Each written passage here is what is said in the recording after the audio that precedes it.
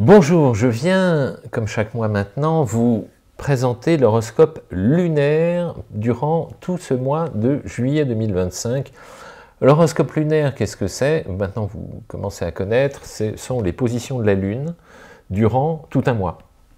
La Lune joue majoritairement sur nos ressentis, nos émotions, nos humeurs, notre feeling, notre intuition, notre intelligence profonde, notre intelligence émotionnelle, intuitive.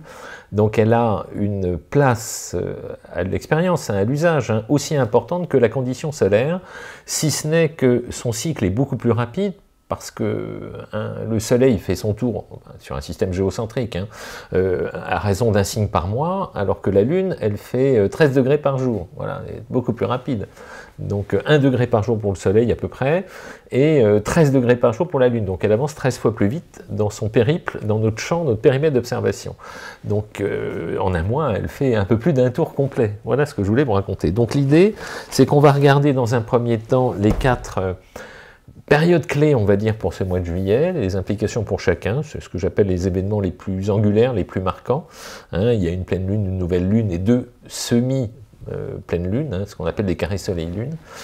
Et puis ensuite, je rentrerai dans le détail à chaque séquence pour voir quel va être l'impact en positif, ou lorsque ça l'est moins, pour nous, systématiquement dans tout le mois, en détail.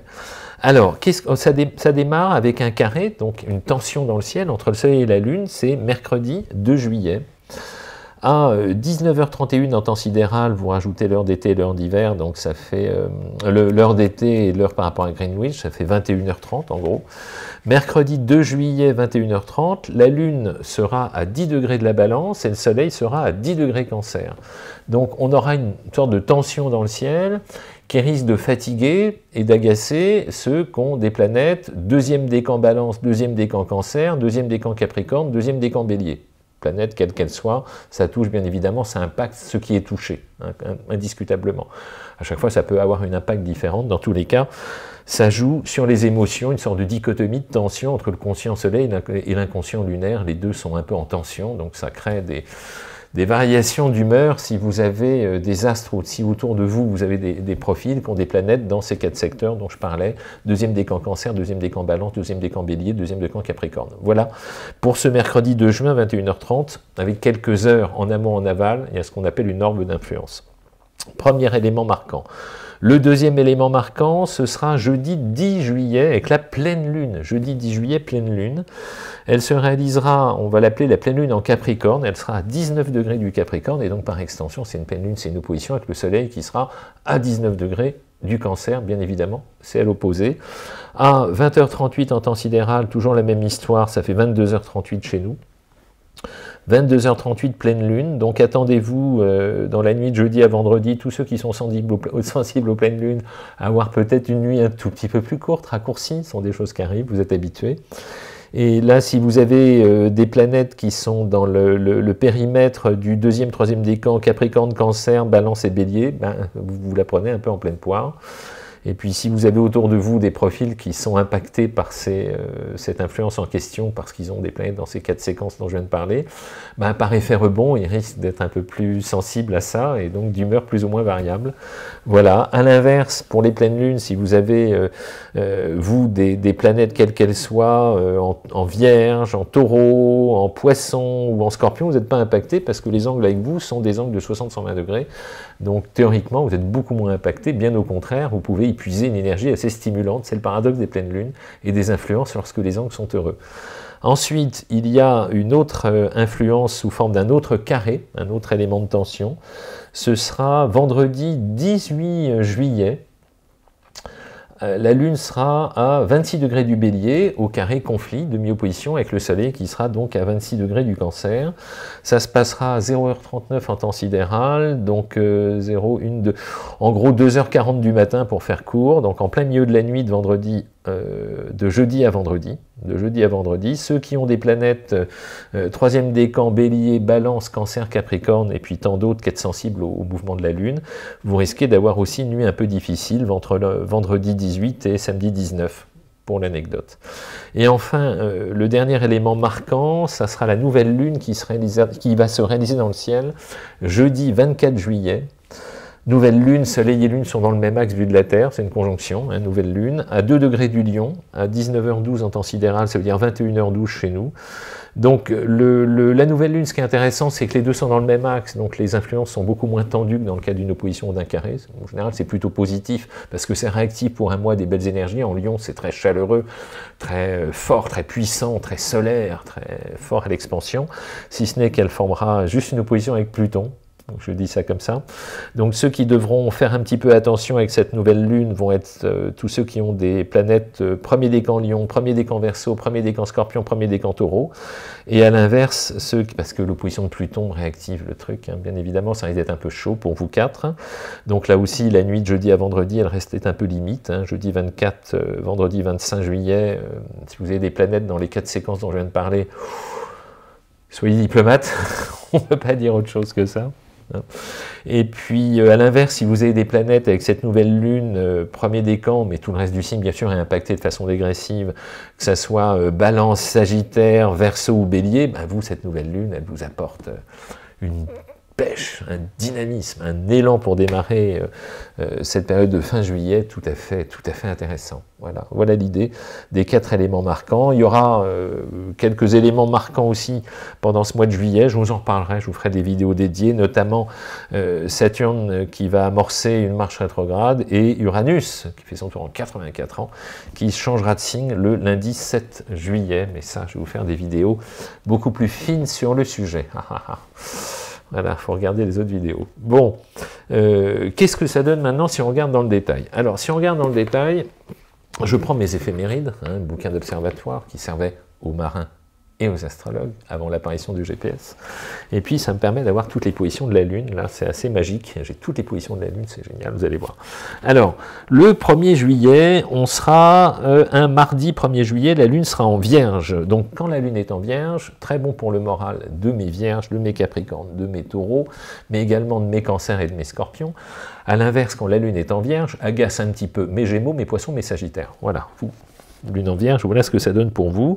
La Lune rentre en Balance le 1er, hein, mais le 1er à 23h18.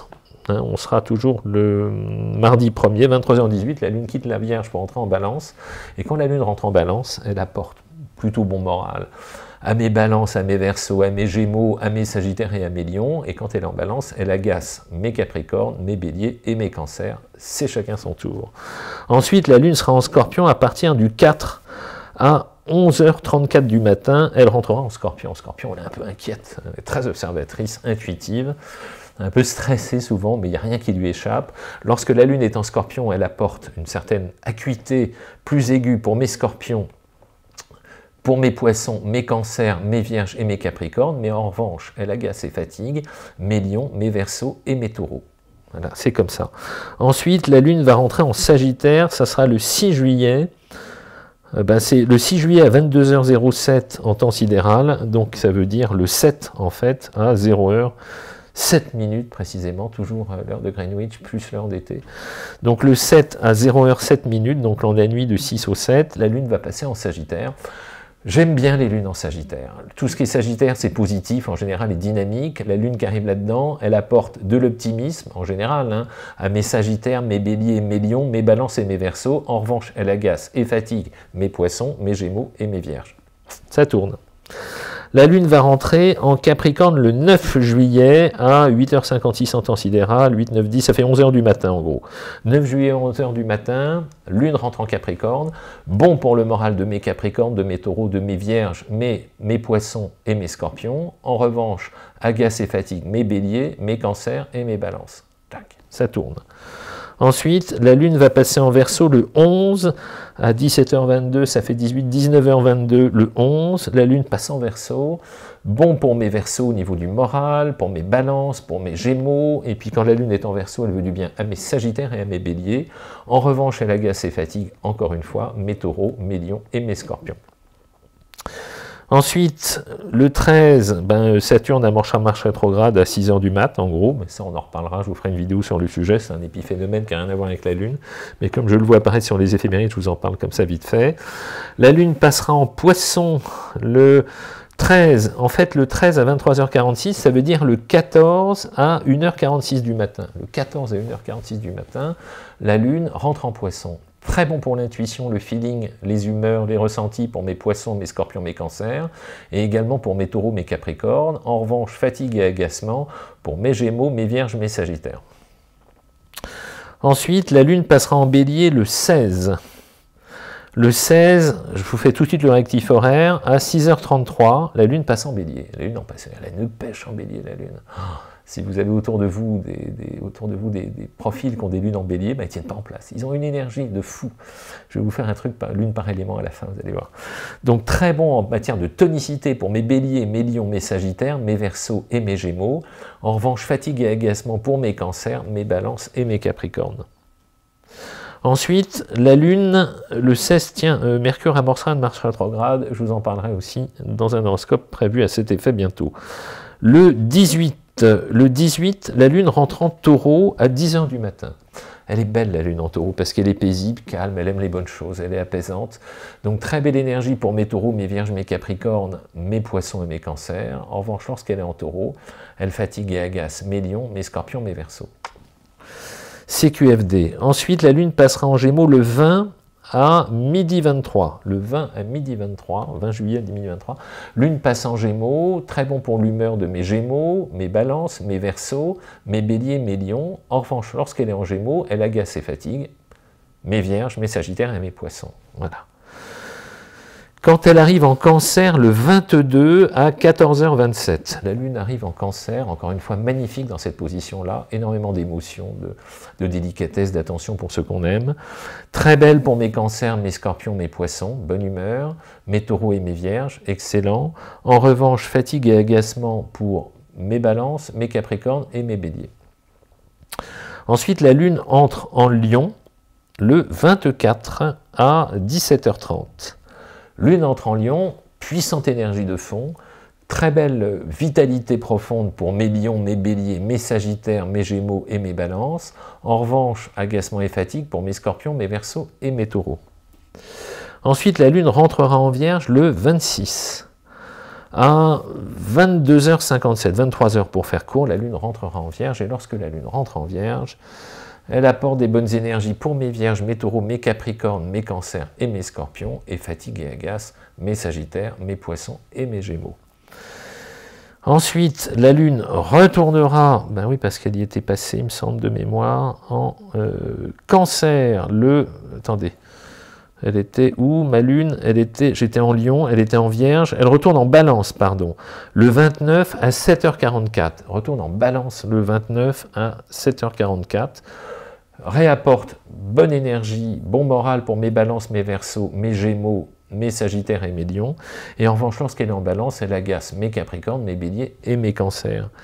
Et enfin, la Lune retournera en Scorpion le 31 à 19h26, et en Scorpion, elle redonnera des énergies intuitives pour mes Scorpions, mes Cancers, mes Poissons, également pour mes Vierges et mes Capricornes, et refatiguera un petit coup mes Lions, mes Verseaux et mes Taureaux en face.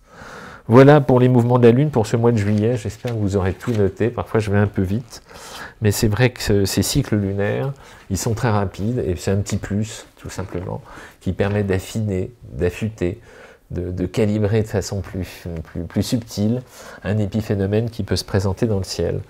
Et puis, allez, c'est l'occasion, je remets toujours une petite couche dès que je fais un horoscope lunaire.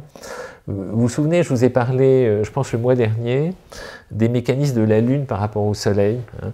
Et c'est vrai, je voudrais qu'on retienne une sorte de règle, enfin pas une règle, mais une idée générale sur l'endroit où se trouve la Lune au moment de la naissance, pour soi-même ou pour ceux qui sont autour de nous. Vous voyez par exemple, lorsque vous avez à la naissance la Lune dans un signe de feu, ça donne des profils qui, dans la vie de tous les jours, la Lune c'est la vie de tous les jours, c'est les humeurs, l'intelligence intuitive, le quotidien. Quand on vivait avec quelqu'un, on vivait avec sa Lune en fait. Il ne faut jamais oublier ça. Et les lunes en signe de feu ont une singularité, c'est d'apporter au quotidien une sorte d'autorité, d'énergie, de chaleur, de mobilité. Il faut que ça bouge, il faut que ça remue, il faut que ça se voit, il faut que ça vibre, il faut qu'on agisse. Hein. Surtout en Bélier et en Lion, c'est des lunes hypertoniques. Hein. En Sagittaire aussi, au quotidien, il faut qu'il y ait de la mobilité. En général, il y a toujours des contre-exemples, hein, mais en général, c'est vraiment là. Après, les lunes en signe d'air, je vous en parlais avec Vénus dans un horoscope en parallèle de cette vidéo-là. Les lunes en signe d'air ont des lunes qui sont des lunes qui, au quotidien, ont besoin d'air, de liberté. C'est une mnémotechnique simple, évident, logique. Voilà. Lune en signe d'air, que ce soit en Gémeaux, en Balance ou en Verseau, il faut leur foutre la paix au quotidien. Ils ont besoin de respirer, soyez jamais possessifs avec eux. Il faut les laisser libres d'une mobilité, d'avoir du relationnel, des liens humains, de l'échange, de l'interaction. La liberté de mouvement, c'est fondamental pour leur équilibre. Les lunes en signe de terre, elles ont besoin de sécurité, de stabilité. Elles aiment bien leurs rituels, leurs habitudes. Les lunes en taureau, en vierge, en capricorne ont des lunes qui, dans la vie de tous les jours, ont besoin de maîtriser la matière, le concret, les rituels, les habitudes, la logique, le bon sens, le linéaire, la stabilité. Hein, la réalité matérielle et pratique. Ça, les lunes en signe de terre, ça qu'elles comprennent bien. Et enfin, les lunes en signe d'eau sont des profils qui, mécaniquement, ont plus d'intuition que les autres. Hein, sauf si vous avez dans votre ciel une conjonction Lune-Neptune ou un aspect Lune-Neptune, ce qui va modifier cette notion-là, hein, qui va la rendre plus poreuse au mécanisme de ressenti. Mais c'est Baudelaire Rimbaud qui avait des liens Lune-Neptune, hein, intuition, ressenti, voilà, vie intérieure très riche. Donc, lune en signe d'eau, lune en poisson, lune en scorpion, lune en cancer, sont des profils qui ont besoin d'être dans leur bulle parfois. Donc on rentre à la maison, ils sont dans leur tête, dans leurs pensées, ils ont besoin d'avoir des soupapes de récupération parce que le lien relationnel les mobilise énormément.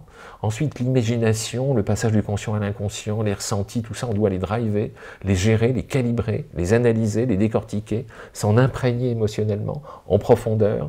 Donc ce sont des profils très intuitifs, qui sentent les choses, qui observent beaucoup, qui en général écoutent aussi, que ce soit du verbal ou du gestuel, tout ça sont des informations pour eux d'une extrême richesse, très intuitives, les lunes en signe d'eau, et par moments ils sont dans leur nuage, et il faut les laisser, parce que ça leur fait du bien.